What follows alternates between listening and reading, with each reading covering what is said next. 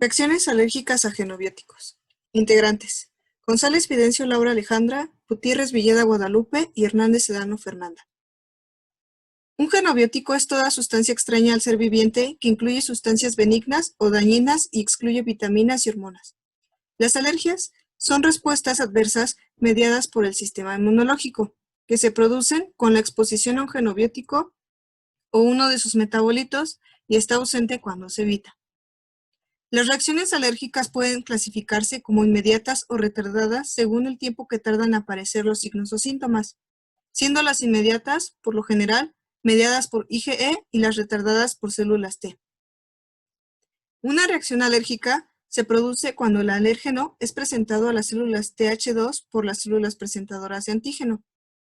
Después, las células Th2 pueden evolucionar hacia la activación de las células B y la consiguiente producción de IgE específico al antígeno.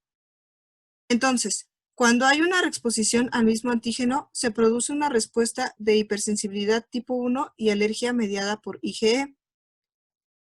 Existen algunos genobióticos que provocan alergias, como los alimentos que consumimos.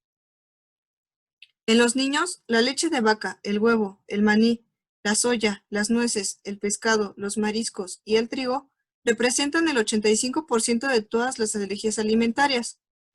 Los alérgenos más comunes en adultos son el maní, los frutos secos, mariscos y las nueces de árbol.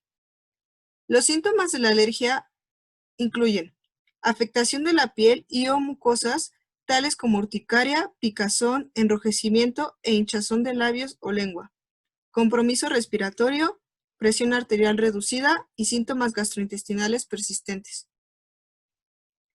Las alergias alimentarias se diagnostican mediante pruebas cutáneas de IgE, pruebas de suero de IgE y provocación alimentaria oral.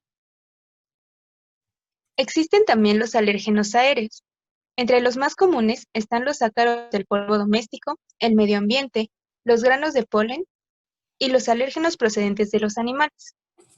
Los gatos representan el 90% de las sensibilizaciones y se estima que del 30 al 40% de los pacientes son alérgicos a perros y gatos. Este tipo de alergia es mediada por IgE y los síntomas más comunes son estornudos, picazón, flujo y congestión nasal y conjuntivitis. Se diagnostican mediante pruebas cutáneas de IgE. Otro ejemplo son los antibióticos. La prevalencia de estas alergias en Estados Unidos es del 10% para penicilina y del 2% para cefalosporinas. Las reacciones cruzadas entre penicilina y cefalosporinas ocurren en el 2% de los casos debido a la similitud de sus estructuras.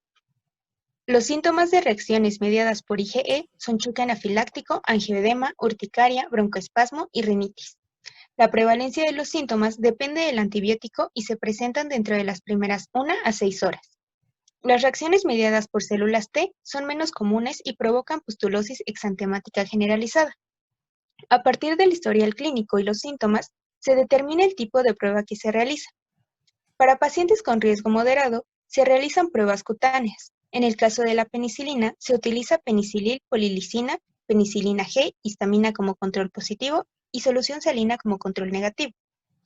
La prueba se clasifica como indeterminada cuando la solución salina es positiva o la histamina es negativa. Por último, tenemos a los metales. Las reacciones de hipersensibilidad a metales se reportan principalmente en casos de implantes quirúrgicos. Se clasifican dentro de las reacciones tipo 4 como reacciones de hipersensibilidad retardada que muestran síntomas de 48 a 72 horas después de la exposición. La activación del sistema inmune se da por iones metálicos producto de la corrosión del metal y sucede en dos fases. 1. Las células T son sensibilizadas y 2. Los antígenos activan a los linfocitos T y hay liberación de citocinas. El níquel tiene una prevalencia del 14%, el cobalto del 6 al 9% y el cromo del 2 al 6%. Principalmente se desarrolla dermatitis alérgica de contacto y en algunos casos urticaria, prurito, vasculitis y dolor crónico. Para el diagnóstico, se realizan pruebas in vivo, como la prueba de exposición dérmica, y las pruebas in vitro, como prueba de migración de leucocitos.